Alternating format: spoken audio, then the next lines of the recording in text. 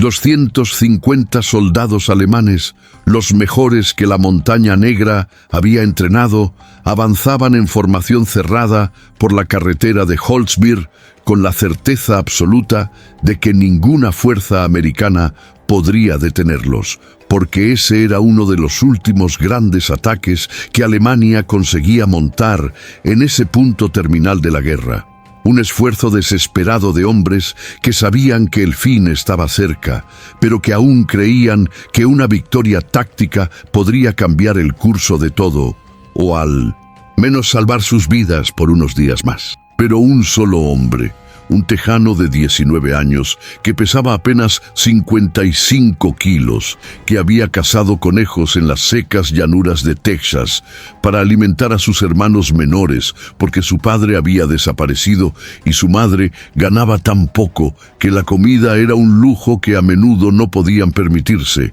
Estaba a punto de convertir aquella fría mañana de enero en un infierno que ningún general alemán había previsto en sus planificaciones más pesimistas. El cazacarros M10 bajo sus pies estaba en llamas, la pintura comenzando a derretirse, el metal calentándose más allá de lo tolerable, y la munición dentro de él, cientos de proyectiles de 47 milímetros apilados en estantes de metal, estaba lista para explotar en una reacción en cadena que transformaría el vehículo entero en un ataúd de fuego que se esparciría por decenas de metros en todas direcciones. Y él permanecía allí, completamente solo, sin ninguna cobertura sobre su cabeza, sin ninguna protección más allá de su propio cuerpo demasiado delgado, con una ametralladora calibre .50 que pesaba casi tanto como su propio cuerpo, disparando contra una ola humana que no dejaba de venir,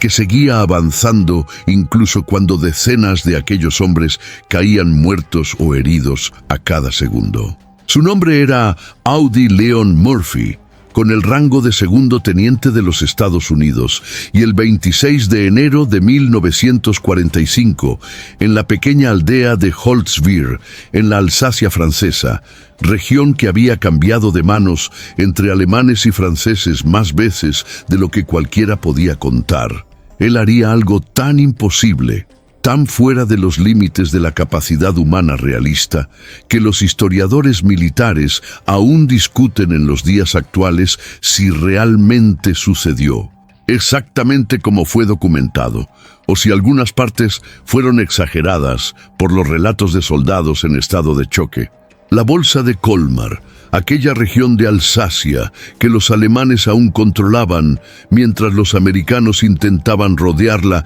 en un movimiento de pinza estratégico, estaba siendo aplastada por los alemanes que intentaban romper el cerco antes de que fuera demasiado tarde, y la compañía B del tercer batallón estaba destrozada, sus hombres muriendo lentamente en trincheras a su lado, congelándose por la falta de comida y calefacción adecuada, y no había refuerzos llegando, porque todos los refuerzos disponibles estaban atrapados en otras posiciones igualmente desesperadas a lo largo de aquella línea de frente que parecía estar desmoronándose. No había esperanza, no había plan B, no había general viniendo para salvarlos. Había solo un muchacho que ya había matado más enemigos que la mayoría de los veteranos que habían sobrevivido a la guerra entera, y que aquel día tendría que matar a 50 hombres más para impedir que aquella ofensiva alemana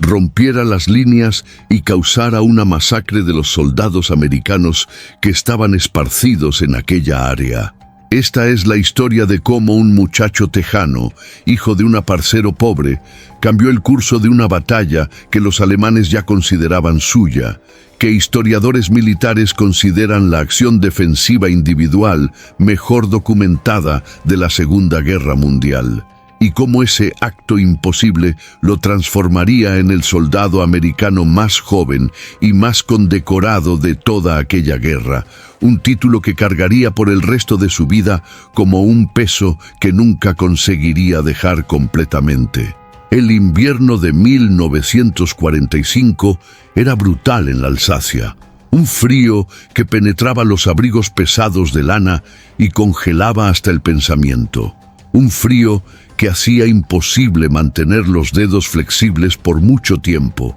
que hacía a los hombres llorar sin querer por la pérdida de sensibilidad. Y Audie Murphy se había endurecido tanto en aquellos meses de combate continuo que apenas sentía ya nada más que el dolor constante de estar vivo en una guerra que parecía no tener fin a la vista. Él había desembarcado en Sicilia en julio de 1943 con la Tercera División de Infantería, un chico de apenas 17 años que había mentido sobre su edad para alistarse. Un chico que solo algunos meses antes estaba viviendo en casetas de madera contrachapada en el condado de Hunt, en Texas, durmiendo en camas compartidas con 5 hermanos menores más, su madre trabajando en fábricas por salarios que eran apenas suficientes para evitar la inanición completa, y su padre habiendo desaparecido de su vida cuando Audie aún era pequeño, dejando un vacío que se transformaría en combustible para su determinación de sobrevivir. La pobreza había sido su primer enemigo, más implacable que cualquier soldado alemán podría ser, porque la pobreza era constante, era diaria, era tan normal en su vida que él ni se daba cuenta ya de que era anormal para la mayoría de las otras personas. Cuando Audie se alistó en el ejército en junio de 1942, después de un intento fallido de alistarse en la Fuerza Aérea que lo rechazó por ser muy pequeño, muy débil, mintió descaradamente sobre su edad. Dijo que tenía 18 años cuando aún tenía solo 17, y el reclutador, viendo solo a un muchacho demasiado delgado, demasiado débil, muy pequeño para ser considerado militar, pero con una determinación en los ojos que era tan clara como la gravedad, una determinación que no podía ser ignorada o cuestionada, aceptó a aquel niño en la compañía B del 3er Batallón. Nadie sabía aún, en aquel momento, en 1942, que aquel niño pequeño, que apenas pesaba 55 kilos cuando estaba empapado en agua, tendría un instinto de supervivencia y una capacidad de matar que desafiaría toda lógica militar, toda comprensión racional de cómo un individuo consigue hacer lo que él haría en los años siguientes. Él comenzó como un soldado raso en la compañía B, sin ninguna especialización, sin ningún reconocimiento, solo un cuerpo adicional que ayudaba a aumentar los números de hombres disponibles. Y desde el primer disparo que hizo en Sicilia en 1943, algo despertó dentro de él, una precisión que no venía del entrenamiento, sino de la necesidad primitiva de no morir, una frialdad que permitía que él permaneciera tranquilo y concentrado cuando los hombres a su alrededor gritaban y se destrozaban por la mitad por los disparos de ametralladora. Audie no era un soldado típico que se convertiría en héroe de guerra. No tenía la estructura grande de los hombres que se convertían en iconos. No tenía la voz grave de los oficiales carismáticos. No tenía la arrogancia de los guerreros natos que parecían haber nacido para la violencia. Pero tenía algo que ningún entrenamiento podría enseñar, ningún manual podría describir. Él no tenía miedo a la muerte, porque ya había visto la muerte tan de cerca en su vida que ella se convirtió en solo un hecho más de la existencia, como la lluvia o el hambre o el frío. Cuando capturó su primera ametralladora alemana en agosto de 1943 en Sicilia, disparando contra posiciones enemigas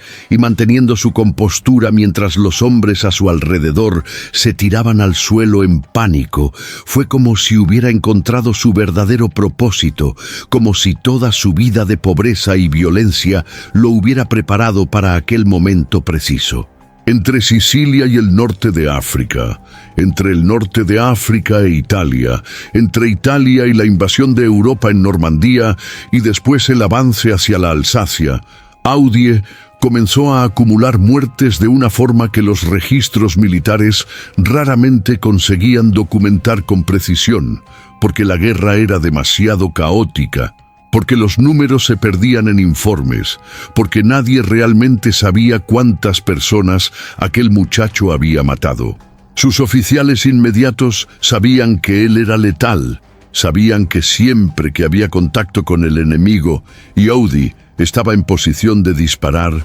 un número significativo de aquellos enemigos no sobrevivía. Pero la verdadera cuenta de cuántas vidas aquel soldado había cegado sería un misterio protegido por el caos de la guerra, hasta que, aquel día 26 de enero, todo sería forzado a salir a la luz de forma tan dramática y tan inequívoca que nadie podría fingir no ver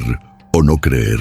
La bolsa de Colmar era un desastre en formación, una región de Alsacia que los alemanes aún controlaban, mientras los americanos intentaban rodearla en un movimiento de cerco que visaba cortar líneas de suministro alemanas y forzar una rendición o derrota definitiva. Y la compañía B había sido designada para contener el avance alemán precisamente en Holzwir, una tarea que sus superiores inmediatos sabían ser casi suicida, porque aquella era una de las regiones donde los alemanes estaban concentrando sus fuerzas remanentes más veteranas y desesperadas, hombres que sabían que si no conseguían hacer una ruptura significativa en aquella área, serían aplastados por la superioridad numérica americana que venía reconstruyéndose día tras día. El día 26 de enero amaneció con una niebla que transformó el mundo entero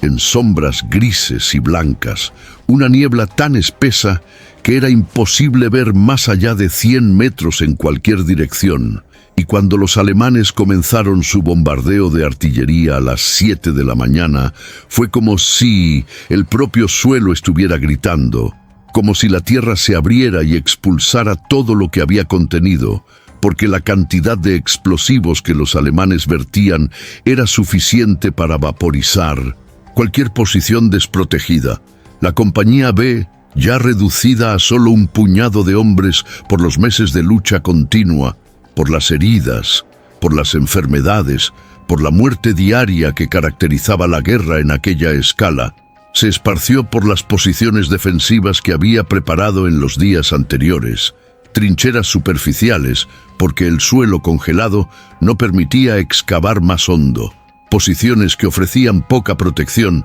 pero eran todo lo que había disponible. Audi estaba en aquel cazacarros M10, aquel vehículo blindado que debería servir de soporte antitanque para contener cualquier ataque de blindados enemigos, junto con el comandante de la pieza y algunos soldados más, observando la niebla con aquella sensación visceral que los veteranos de guerra desarrollan, la sensación de que algo muy malo estaba viniendo, algo que tendría el potencial de matarlos a todos si no tenían suerte extrema. El cazacarros era una posición tanto de ventaja táctica como de trampa potencial. Tenía protección frontal que podría desviar la mayoría de los disparos directos, pero era fundamentalmente una caja de metal que podría volverse un féretro instantáneamente si era alcanzado de la forma correcta, por el lateral o por detrás, o si era alcanzada su munición.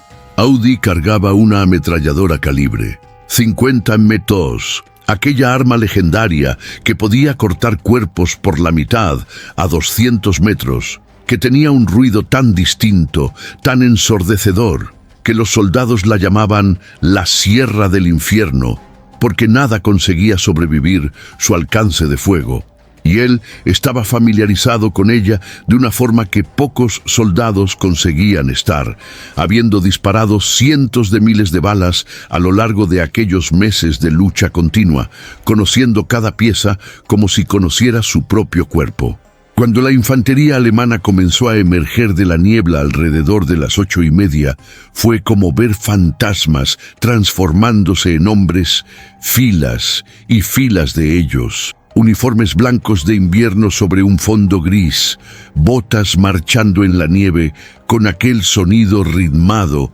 que de la distancia parecía casi danza. Y Audi percibió inmediatamente que no era una patrulla de reconocimiento, no era un destacamento para sondeo, era una ofensiva a gran escala. 300, 400, tal vez 500 hombres avanzando en su dirección como una ola, con una determinación que venía de la desesperación alemana. Los comunicadores de radio dentro y alrededor de aquella posición comenzaron a llamar urgentemente para refuerzos, gritando a la artillería americana, gritando a la reserva de infantería, pero la respuesta era siempre la misma cosa, repetida en tono indiferente por los jefes de operaciones. Todos los recursos estaban atrapados en otras posiciones. Nadie podía venir a Holzbier en aquel momento. Van a tener que aguantar. Resistan lo máximo que consigan. Solicitaremos soporte aéreo, pero no hay garantías con esa niebla. Audi oyó aquellas palabras viniendo por la radio y sintió algo cambiar dentro de él, aquella sensación de finalidad absoluta, de que ahora no había más espacio para errores, no había más esperanza de rescate a última hora. No había más posibilidad de un final feliz, donde sobrevivías, porque los refuerzos llegaban a tiempo. Había solo la elección binaria entre morir o hacer algo imposible. Los alemanes continuaron avanzando, esperando lógicamente que el fuego de artillería y de ametralladora de aquella pequeña posición americana pudiera ser aplastado simplemente por números superiores, la estrategia clásica de la guerra de trincheras de aquel período, cantidad sobre calidad, hombres sobre máquinas, esperando que la frialdad de la matemática militar funcionara como funcionaba en otras batallas. Pero ellos no sabían, no podían saber que en el tope de aquel cazacarros estaba un chico de 19 años que había matado más personas que algunos pelotones enteros de infantería y que aquel día no tendría ninguna hesitación en usar toda la munición que tenía disponible para impedir que aquellos hombres avanzaran 1 metro más allá de aquella posición. Audi comenzó a disparar la ametralladora calibre 50, cuando los alemanes estaban a solo 200 metros, tal vez un poco menos, lo suficientemente cerca para que él pudiera ver las expresiones de choque en los rostros de aquellos hombres cuando percibieron que aquella no sería una batalla simple. Y el estruendo fue absolutamente ensordecedor, un sonido que rasgaba el aire de forma tan definitiva que parecía estar matando el propio aire, una secuencia de explosiones sonoras que continuaba sin parar mientras Audi mantenía el dedo firme en el gatillo. Los soldados alemanes cayeron como si hubieran tropezado en una cuerda invisible, 5, 10, 15 cuerpos cayendo simultáneamente, dejando rastros de sangre en la nieve blanca. Y Audi no paró para pensar en lo que estaba sucediendo, no paró para procesar la muerte, no paró para contemplar la moralidad de aquello. Apenas mantuvo el dedo presionado contra el gatillo y mantuvo el arma apuntada a la masa humana que continuaba viniendo, porque parar significaría morir, parar significaría fallar. Los alemanes se dispersaron naturalmente, intentando cubrirse detrás de cualquier cosa que ofreciera protección, arrastrándose en la nieve como animales, usando sus fusiles para disparar de vuelta, pero la ametralladora americana tenía cadencia de fuego muy superior. Tenía alcance superior, tenía precisión superior. Entonces, aquel duelo era fundamentalmente desigual desde el inicio. Y entonces, 2 tanques Panzers aparecieron a través de la niebla, viniendo lentamente, sin ninguna prisa, porque sus comandantes sabían que tenían blindaje, que una simple ametralladora no conseguiría penetrar de forma alguna. Sabían que estaban protegidos por algunos centímetros de acero que transformaban aquellos vehículos en fortalezas móviles. Esto fue cuando Audi descubrió con un horror que le heló la sangre que el cañón de 47 milímetros del cazacarros M10, aquel cañón que debería ser capaz de dañar o destruir tanques enemigos, estaba trabado en su posición. No podía girar para alcanzar los tanques Panzers que se aproximaban. Estaba apuntado hacia una dirección que no era útil en aquel momento crítico, probablemente desde un disparo anterior o un daño que nadie había notado. Audi entendió inmediatamente, en aquel instante en que todo se volvió claro, que estaba realmente solo, que su única oportunidad de sobrevivir, su única oportunidad de impedir que aquellos tanques hicieran una masacre de los soldados americanos detrás de él, era mantener aquellos Panzers lo suficientemente lejos para que la artillería americana consiguiera llegar, para que los ataques de artillería pudieran destruir o alejar aquellos tanques. Y para hacer eso, él tendría que hacer algo que violaba todos los protocolos, algo que ningún manual de entrenamiento militar jamás recomendaría, algo que solo alguien completamente desesperado haría. Él tendría que salir de aquel cazacarros que ofrecía alguna protección y permanecer completamente expuesto, enteramente vulnerable a los disparos que venían de múltiples direcciones, usando solo la ametralladora de mano, arrastrando los cargadores de munición que pesaban kilos cada uno, manteniendo la cadena de fuego continua incluso si eso significaba que su muerte era casi segura. Audi salió del cazacarros por la esclusa de acceso trasera, cargando la ametralladora de mano como si cargara a un niño, subiendo al tope del vehículo que ahora estaba realmente comenzando a incendiarse, y se posicionó allí, exponiendo su cuerpo entero a los disparos que ya comenzaban a silbar cerca, balas pasando tan cerca que él conseguía sentir el desplazamiento de aire que creaban. Comenzó a disparar nuevamente, pero esta vez sin ninguna protección real, solo él y el arma y la muerte viniendo de todas las direcciones simultáneamente. Un soldado alemán, uno de aquellos que consiguió acercarse más durante el caos, disparó una bazuca en su dirección, aquella arma portátil anticarro que explotaba con fuerza suficiente para destruir búnkeres, y el proyectil impactó en el cazacarros muy cerca de donde Audi estaba. Tan cerca que el impacto fue tan violento que lo derribó hacia un lado, el tiro levantando una nube de humo y metal incandescente. Pero él se levantó inmediatamente, aún sosteniendo la ametralladora a pesar de estar mareado por la explosión, a pesar de que sus oídos zumbaban con un pitido que hacía imposible oír cualquier cosa claramente, aún disparando porque no tenía nada que perder ahora, porque parar era muerte garantizada. Los Panzers continuaron acercándose, viniendo lentamente a través de la nieve y del humo, sus ametralladoras disparando contra el cazacarros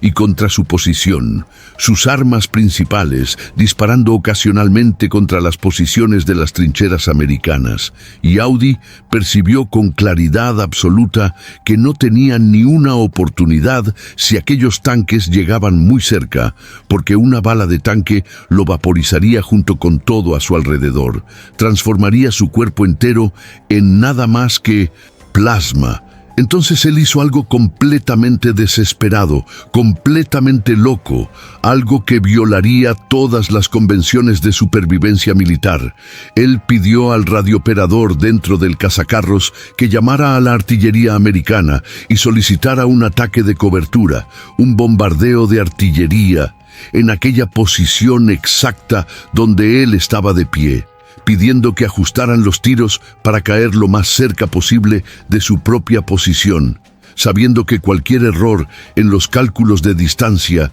significaría que él sería destruido por las propias granadas americanas. El radiooperador dentro del cazacarros repitió aquella orden de vuelta, confirmó que había entendido correctamente aquello que oyó y comenzó a transmitir a la artillería americana coordenadas de su posición, pedido de fuego de cobertura, fuego tan cercano como el artillero consiguiera traer sin matar al americano que estaba de pie sobre el cazacarros. Y Audi, mientras esperaba que aquella artillería llegara, continuó disparando la ametralladora, ahora sabiendo con certeza absoluta que en pocos minutos, tal vez 5, tal vez 10, Aquel cazacarros que lo protegía parcialmente y que contenía a sus compañeros de guerra sería alcanzado por granadas americanas que explotaban con fuerza suficiente para destruir edificios, que él estaba literalmente negociando su propia vida y la vida de aquellos soldados dentro del vehículo para impedir el avance alemán. Los primeros disparos de artillería llegaron en pocos minutos, viniendo del sur de Holzwihr, disparados por baterías de obuses de 105 milímetros que habían sido desviadas de otras áreas de operación cuando la gravedad de la situación quedó clara. Y cuando aquellas granadas comenzaron a caer, el suelo comenzó a temblar como si un terremoto de magnitud significativa estuviera ocurriendo, las granadas explotando entre los alemanes en un patrón de destrucción sistemática, matando a decenas de ellos en cada explosión, creando cráteres en la nieve que se llenaban de cuerpos y sangre. Y aún así, a pesar de la artillería, a pesar de las pérdidas que estaban siendo infligidas, los alemanes continuaron viniendo, porque ahora tenían momentum, porque habían invertido humanos y recursos demasiados para retroceder, porque para ellos el riesgo de morir en aquel ataque era menor que el riesgo de fracasar en su ofensiva y ser desertado ante sus superiores. Los dos tanques Panzers continuaron avanzando, impasibles ante el bombardeo de artillería que rebotaba en su blindaje, los disparos de ametralladora que los rayaban pero no penetraban, continuando su movimiento inexorable en dirección a las posiciones americanas. La situación se transformó en un infierno estático, un lugar donde el tiempo parecía moverse diferente, más lentamente, donde cada segundo duraba una eternidad, y donde Audi permanecía en su puesto en el tope de aquel cazacarros que ahora estaba realmente en llamas, la pintura completamente carbonizada, el metal brillando rojo por el calor, el humo saliendo de todas las rendijas. Sus dedos comenzaron a entumecerse por el frío y por la presión constante en el gatillo. La ametralladora comenzó a sobrecalentarse de forma peligrosa. La munición comenzaba a ser peligrosamente baja, pero él continuaba disparando, continuaba apuntando, continuaba pidiendo ajustes en los ataques de artillería porque era el único que conseguía hacer en aquel momento. Las horas pasaban de forma surreal, tiempo que era imposible medir con precisión, tiempo que pasó rápido y lento simultáneamente, tiempo que dejó una marca permanente en todos los hombres que estaban allí presenciando aquello. Audi permanecía de pie en el tope de aquel cazacarros, que ahora estaba completamente envuelto en llamas, un fuego que consumía el aceite y la grasa dentro del motor, un fuego que hacía imposible acercarse a cualquier lado del vehículo sin riesgo de quemaduras severas, un fuego que en cualquier momento podría transformarse en una explosión que destruiría todo en un radio de 50 metros. Pero él no descendía, él no bajaba el arma. Él permanecía allí como si tuviera raíces que lo prendían a aquel puesto, como si su cuerpo se negara a aceptar la orden de abandonar el lugar, como si su determinación de impedir aquel masacre fuera más fuerte que el instinto de autoseguridad. Continuaba a disparar la ametralladora con una regularidad mecanizada. Continuaba a ajustar los cargadores de munición que pesaban más de lo que parecía posible, los brazos temblando por la fatiga. Continuaba a pedir ajustes en los ataques de artillería a través del comunicador de radio, su voz volviéndose cada vez más ronca, cada vez más ininteligible. Sus registros oficiales del ejército americano dicen que Audi disparó cientos de balas aquel día, tal vez miles, y que mató aproximadamente entre 25 y 50 soldados alemanes en aquella acción individual. Hirió a decenas más, y que su acción completamente desinteresada fue responsable por impedir que los alemanes rompieran las líneas americanas en Holzwihr y avanzaran en dirección a posiciones más vitales. Los históricos militares alemanes capturados después del fin de la guerra mostraron la confusión completa en el lado alemán. Registros de oficiales alemanes intentando entender cómo un único soldado, con una ametralladora, conseguía impedir su avance. ¿Cómo era posible que un hombre consiguiera hacer tanto daño contra una fuerza militar que era numéricamente tan superior, tan bien equipada, tan desesperada? Los alemanes nunca consiguieron una respuesta satisfactoria para aquella pregunta. Sus registros indican que los comandantes en el campo quedaron tan confusos con la resistencia inesperada que comenzaron a cuestionar si había más tropas americanas escondidas, si estaba sucediendo una emboscada, si estaban enfrentando algo más allá de lo que parecían estar enfrentando visualmente. Pero la verdad era simple, tan simple que parecía imposible. Audie Murphy había dejado de ser un soldado cualquiera aquella mañana y se había convertido en algo que existe raramente en la historia militar. Un individuo cuya capacidad personal de lucha podía hacer diferencia en una escala estratégica, cuya presencia en un lugar podía cambiar el resultado de una batalla entera, cuya muerte tenía el potencial de resultar en una derrota completa de la posición americana. Cuando la artillería americana finalmente consiguió concentración de fuego suficiente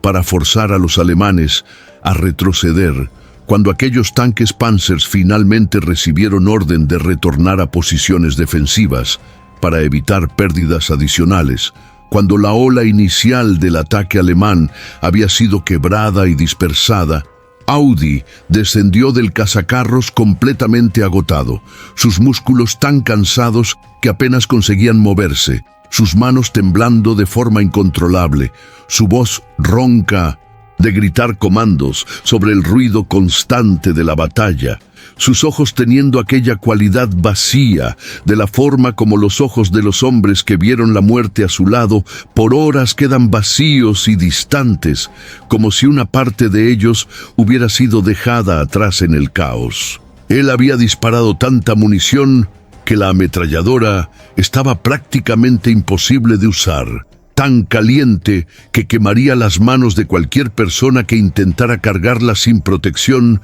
tan dura que parecía estar soldada en la posición. Sus superiores inmediatos vieron lo que él había hecho. Vieron los cuerpos alemanes esparcidos en la nieve, vieron el cazacarros destruido, vieron a aquel muchacho de 19 años descendiendo del vehículo como un espectro, y supieron inmediatamente que aquello era histórico, que aquello era el tipo de acción individual que sería documentada en manuales militares de las próximas décadas, que aquello era tan completamente fuera de lo común y tan imposible que necesitaría de testigos múltiples para ser creíble, porque sin aquellos testigos nadie creería aquella historia. La recomendación por la Medalla de Honor, la más alta condecoración militar que los Estados Unidos consiguen conferir, fue hecha inmediatamente por los oficiales de la Tercera División, documento acompañado por decenas de firmas de soldados que habían presenciado aquello. Pero el proceso oficial de aprobación llevó meses mientras los registros eran verificados, mientras oficiales alemanes capturados eran entrevistados y reentrevistados para confirmar la escala de lo que había sucedido, mientras historiadores intentaban reconciliar la idea de que un soldado de 19 años había conseguido hacer lo que oficialmente sería esperado de una compañía entera en circunstancias normales.